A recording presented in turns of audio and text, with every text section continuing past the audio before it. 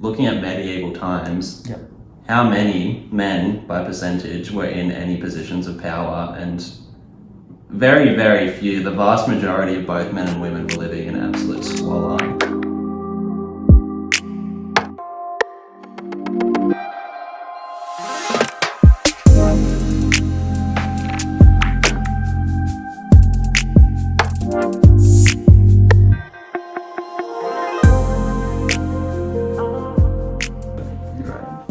Oh, thank you. What about your handwriting?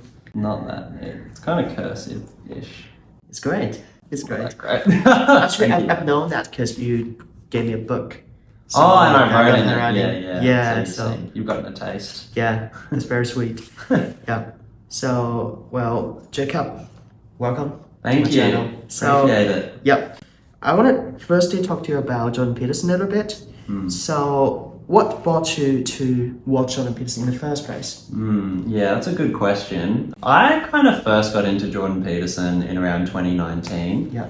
My dad was listening to him a lot, Yeah. and he was listening to some of his like biblical lectures. Yeah. And at the time, my dad's a Christian, and I was sort of raised that way, but at that point in my life, I wasn't really that invested into it. And so when I saw my dad watching these, or listening to, to the podcast, I kind of thought like, this is probably just another like pastor giving a sermon. Like I'm not really that interested. But he kind of recommended it to me. He's like, no, he's not a pastor. He's a professor of psychology, and he's actually kind of giving a different angle on them. And I was like, oh, that's kind of an interesting idea. So, and this was when podcasts were just starting to become a bit more, I don't know, popular. And so I did. So I gave it a go, and the rest is history to a certain extent. But yeah, so that's kind of how I started. For me, and I think for you as well, correct me if I'm wrong, the most interesting part and maybe the most helpful part, the wholesome part of his argument or his ideas largely hinge on his self-help and also psychological stuff. Yeah, for sure. Would you concur with that? Yeah. Oh, well, yeah.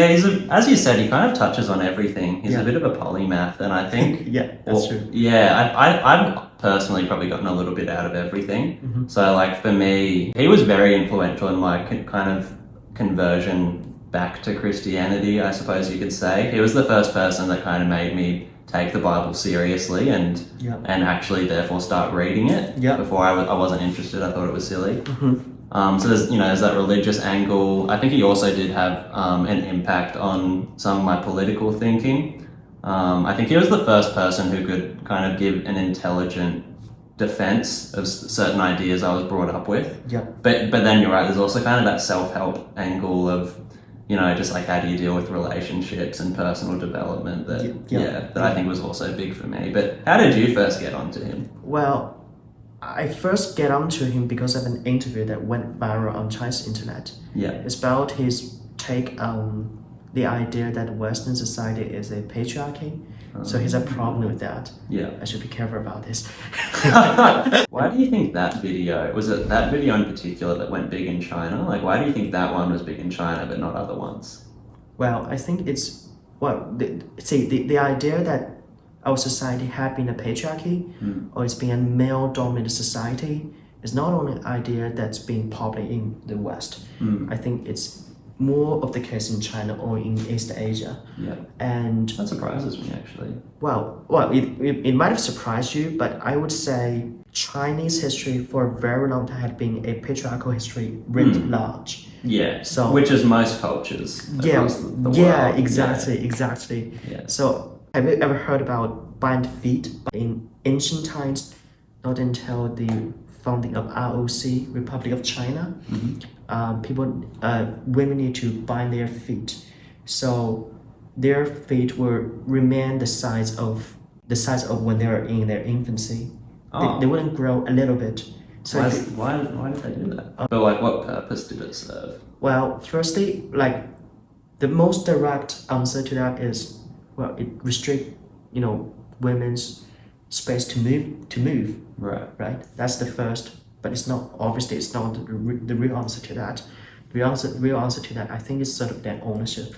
Right. It's like a controlling. That controlling stuff, which is kind of sad. Yeah. So, yeah, would you like to watch some clip of that video and see your take on it? Sure. Yeah, Let's do that. So the title of this video is what is that? The best of Jordan Peterson's GQ interview. That's what we're looking at. Okay, here we go. This is our society male dominated. The fact that the vast majority of wealth is owned by men, the vast majority of capital is owned by men. Women do more unpaid labour. Very tiny proportion of men, and a huge proportion of people who are seriously disaffected are men. Most people in prison are men. Most people who are on the street are men. Most victims of violent crime are men. Most people who commit suicide are men. Most people who die in wars are men. People who do worse in school are men. It's like, where's the dominance here precisely? What you're doing is you're taking a tiny substrata of hyper-successful men and using that to represent the entire structure of Western society. There's nothing about that that's vaguely appropriate. I'll start. Yeah. My take of that is like the female journalist is making a case that's somehow valid for me. That for a long time, not only in China but in the West, you guys have had a very long history of suppression. You can say that. We couldn't deny the fact that women had been treated unequally and unfairly for a certain amount of time in our history, no matter where you're from, right?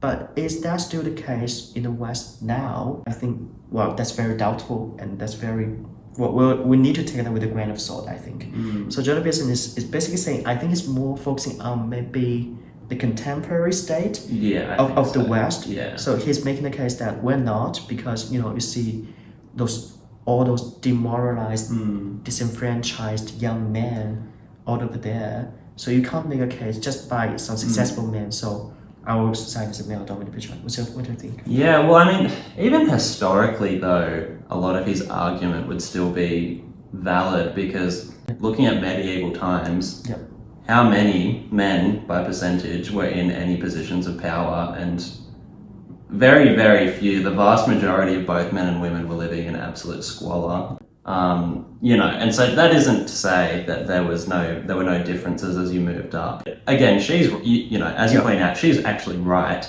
Yeah. Even today, and these statistics tend to be men who own these things that are in these high positions.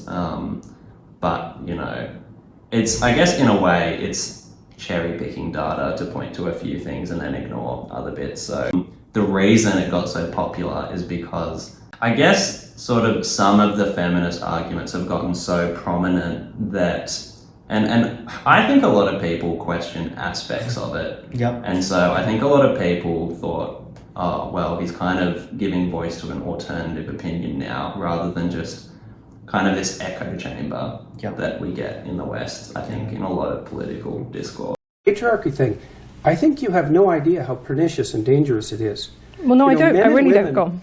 Throughout history have fundamentally cooperated to push back against the absolute catastrophe of existence.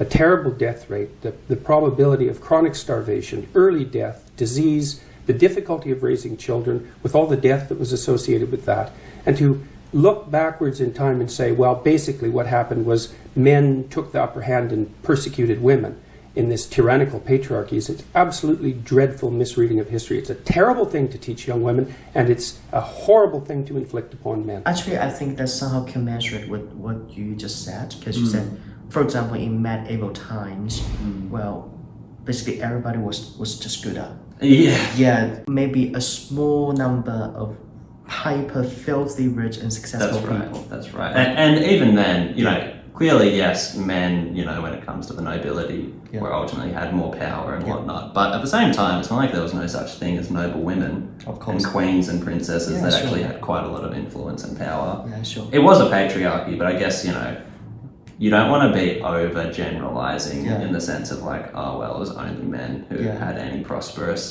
status. Yeah, sure. And Jordan Peterson touches on this a lot. It's no longer good enough to have equality of opportunity. We need to force equality of outcome in every single, Hence equity. Yeah. That's right, yeah. We need to force equality of outcome in every single area. Yeah. I guess the devil's in the detail. There are some areas where that might be a good thing to measure, and it might be helpful to try to aim to level those things out. But ultimately, I think it does deny that the very fact that we can talk about men and women as two different categories is indicative that there's actually different things about them. And so with some things, unless you're really heavily tampering with it, they're just not going to be, equal. And what I mean by that, like, for example, you will probably never have equal men and women in engineering versus nursing. Yeah.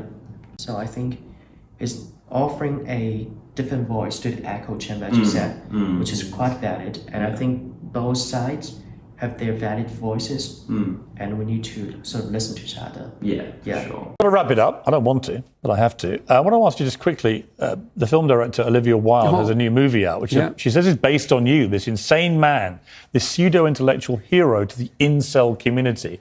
Incel being these weirdo loner men who are despicable in many ways. Is that you? Are you the intellectual hero to these people?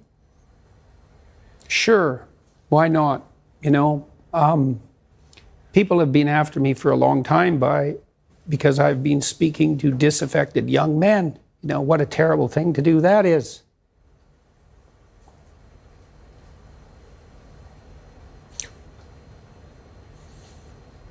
I thought the marginalized were supposed to have a voice. It's making you emotional, talk about it. Well, God, it's very difficult to understand how demoralized people are. And certainly many young men are in that category. And you get these casual insults, these incels. What does it mean? It's like, well, these men, they don't know how to make themselves attractive to women who are very picky, and good for them. Women, be picky. That's your gift, man. Demand high standards from your men. Fair enough. But all these men who are alienated, it's like they're lonesome and they don't know what to do, and everyone piles abuse on them. It's really something to see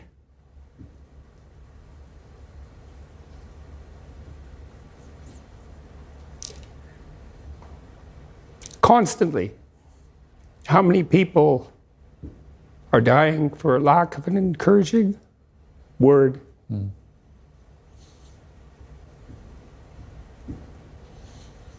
And how easy it is to provide that if you're careful. Give credit where credit is due. And to say,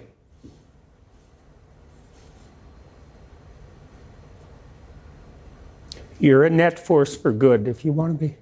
What do you think about that, firstly?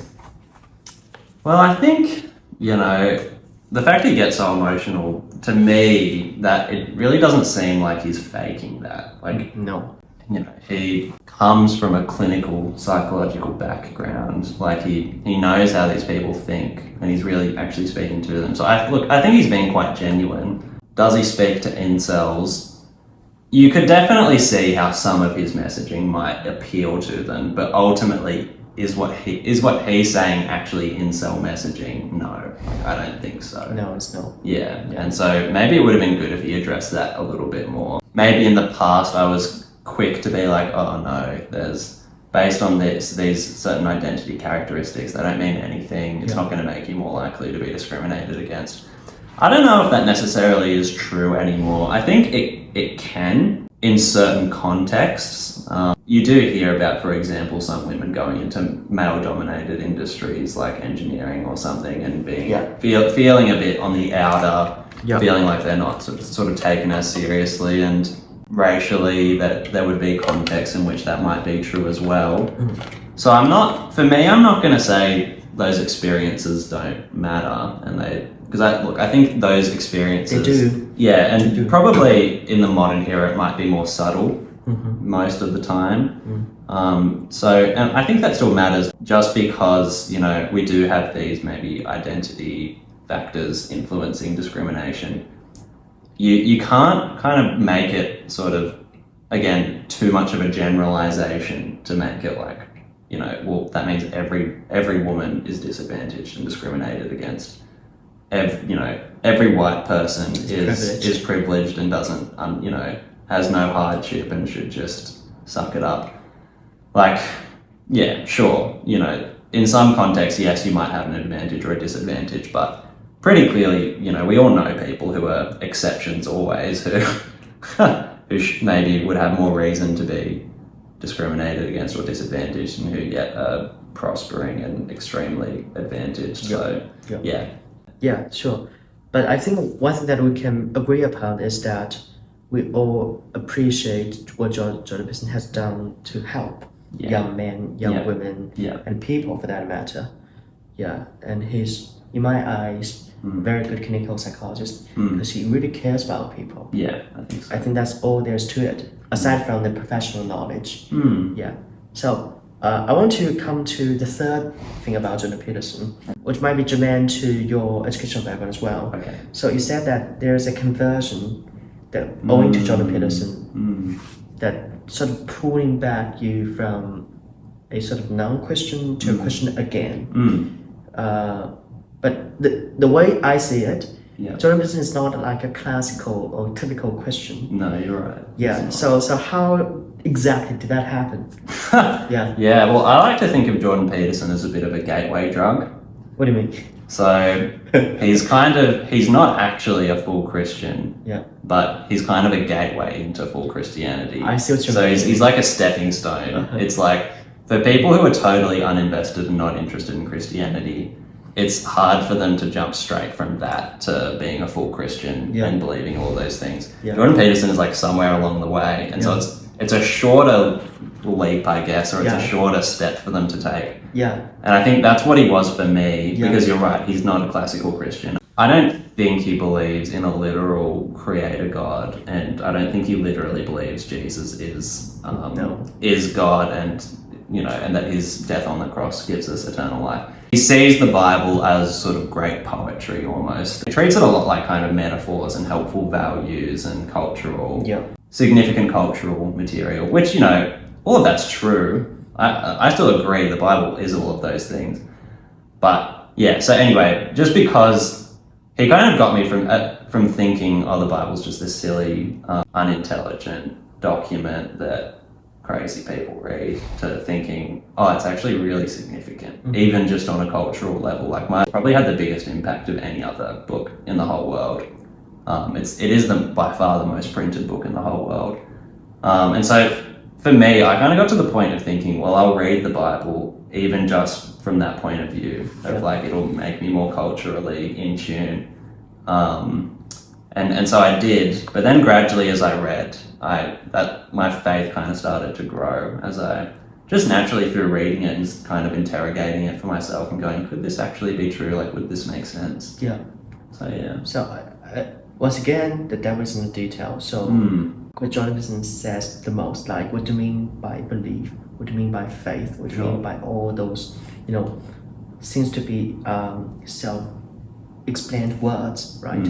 So I think we can jump into a video talking about, maybe just a clip, a little bit of Jordan Peterson's conceptualization of God that might be helpful here. Maybe maybe it's not helpful at all, because sometimes it's very evasive. I think so. Yeah, he is very evasive. Yeah. So what we're getting at is tries to explain as precisely as possible, remember, what he means by God. God is how we imaginatively and collectively represent the existence and action of consciousness across time, as the most real aspects of existence manifest themselves across the longest of time frames, but are not necessarily apprehensible as objects in the here and now. God is that which eternally dies and is reborn in the pursuit of higher being and truth. That's a fundamental element of hero mythology. God is the highest value in the hierarchy of values. That's another way of looking at it. God is what calls and what responds in the eternal call to adventure. God is the voice of conscience. God is the source of judgment and mercy and guilt. God is the future to which we make sacrifices, and something akin to the transcendental repository of reputation. Well, I don't know what to say. That's a lot of big words. It's a lot of big words. I think when Jordan Peterson speaks about religion related to his expertise, which is psychology, that's very much more understandable. That's right. But when he's trying to make that abstract, it's a total disaster. Yeah. What do you think? I guess it's just, it's what angle you're taking. He's not taking I don't think, a faith-based theological angle. He's taking a kind of, ultimately I think it's a secular angle to what God is. That seems sort of informed by the Bible, but not ultimately bowing to the Bible. Yeah. So like when he's saying stuff like, oh, God is, the voice of conscience, and God is, judgment and mercy. It's like, well, those clearly have a lot of biblical parallels, but but again, it's kind of, I guess, de-spiritualizing it. So God is, a classical Christian like myself would say, God has those attributes, but ultimately God is actually a being. Okay. He's actually a spirit being. Okay. He's a real entity, I guess, rather than just kind of, Jordan Peterson is almost like, oh, he's like this great human imaginative ideal or something. Yeah. It's, and that might be helpful, that his alternative definition in some spaces, but yeah, it's coming at it from a very different worldview, I'd even say, maybe, or at least a different angle. Yeah. Because ultimately he refers God to as someone who's an ultimate fictional character, so which will get him disbarred from funny religious club, I would say. But ultimately, as you said, it's a good way for you to introduce you to the realm of Christianity, which is he's doing so well. I think so. By combining the religious knowledge with the psychological knowledge. Exactly. Yeah, I agree. Okay, so you've been a literature student for some time, I would assume. So tell us about that experience, would you? Sure. Yeah. Well, so I just, at the end of last year, I graduated from my Bachelor of Arts, majoring in English. Yep.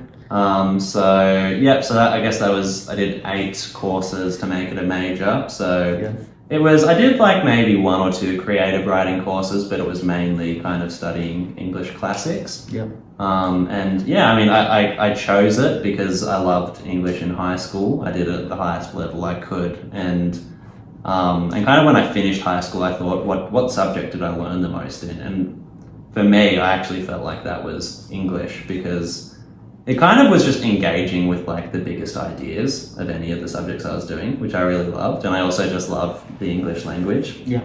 So I guess that's why I picked it, and it covered a blend of poetry, modern classics, and even going. Yeah. I even did one course going all the way back to Old English, which was, in like right at the beginning, kind of 500 to 1000 AD. Yeah. Yeah. So, in a nutshell, do you like this major? Yeah, definitely. I mean, I think this is, I guess, common for people who do degrees like arts. You might kind of get into periods where you're feeling a bit like it's pointless, or like really like, oh, like should I be doing something more practical that'll kind of give me some career advantage. But so I did like go through seasons of feeling that, but by the end of it and into right now, I actually feel quite good about the decision I made. I think it was a good decision, and I think the reason for that is that it's a different kind of study in a way.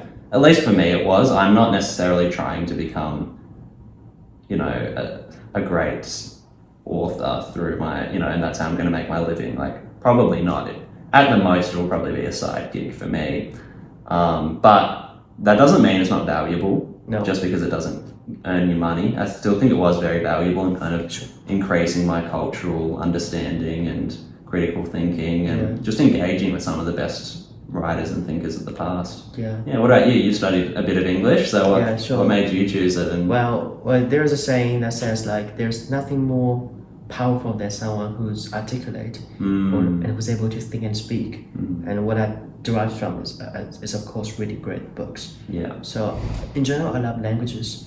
So I read a fair bit of books in my native language, Chinese. Yeah. And I read a fair bit of books in English. Yeah. I enjoy and I devour both of them very eagerly. Wow. So I kind of see the beauty of the human cultures in different shapes. That's awesome. And what I found so interesting is that what would expect is differences when you see different cultures, which is actually not the case. Yeah. There's similarities, That a is lot of interesting. similarities. Yeah. And I think there's if we were really trying to, strive for something akin to the ultimate harmony, the peace of humankind, I think this sort of bridging the gap is by reading literature. And it's not only the literature of your own culture, it's literature of the language maybe you don't speak. And because it falls down to the question of Babel Tower. God made us speak different languages because that could prevent you making the Babel Tower. But whatever the case, the very attempt to break the obstacle of this bigotries and misunderstanding, misinformation, is that you try to understand each other by knowing their words, knowing their ideas in the best possible way, is to read their literature. So I love that. I think that's a great point. Yeah, so as an outsider of the English language, if you care enough, when you learn a language, part of you become one of the members of the tribe. Yeah, that's true. Of the language that belongs to. Yeah, so, it probably is language is probably the most significant element of any culture. Yes, ultimately. exactly. It's kind of the gateway into it, I guess. Yeah. It's not just a coding system. No, that's right. Yeah, it's so fascinating. Albeit the fascinating part of literature, of English, of language, you decided to try something else after you finish your Bachelor of Art. So it's law. So tell us a bit about that. Why? Well, so I actually started doing both at the same time, combined, but it was more English than law. So right now I'm in my last 2 years of straight law. So I guess my thinking always was that law would probably be the one that actually landed me in a profession. It was actually my best HSC result. So my final year in high school, it was in legal studies was my best result. I was kind of one of those weird people that really enjoys both English and maths. So for me, I was so painful trying to choose what to do after high school. But I ultimately went into the law because I think I decided, even though I could engage with maths and that STEM side of thinking, I don't think it came quite as naturally to me. I think I had to work a lot harder for it. Yeah, like my skill with the English language was it came more natural. Sure. And it's kind of a good blend because even though it's not maths, it is still it requires a lot of logical thinking, actually. So it just seemed basically like I had a good aptitude for it. Yeah. What I think is that I can very much resonate with that because I've attended a lot of English competition in high school. So it's about speaking. So there's like impromptu speech. So it's not just you prepare some bollocks to the stage. You've got to think your question straight. And you've got to answer the question of the judges. So it actually sharpened my thinking, and in some ways it's similar to math because it actually requires logical thinking. Well, of course, I think it is helpful in terms of the study of law because like English is sort of like a masculine language in some aspects. But really? Interesting. I mean, because it's very logical, it's very coherent. It's very coherent and concise, a beautiful language by itself, and you can use that to write some legalese, stuff. There's a lot of memes on Instagram. How to say I love you, I hate you, I don't want to see you in legalese. So those lawyers, they're just crazy, a bunch of folks. So I love that kind of stuff. So just on the off, have you ever watched Better Call Saul? I don't think so. Oh, I know of it. My friends have told me about it. I kind of know the premise, but no, I haven't seen it. You have to watch this. There's two brothers in the story in Better Call Saul, Jimmy and Chuck. Chuck is the older brother. He's like the elite type. So he studies hard. He goes to one of the colleges of the Ivy League. And goes to very fancy lawyer title, senior partner in one of the law firms in the southwestern United States. And his brother is he's got a nickname, Sleeping Jimmy.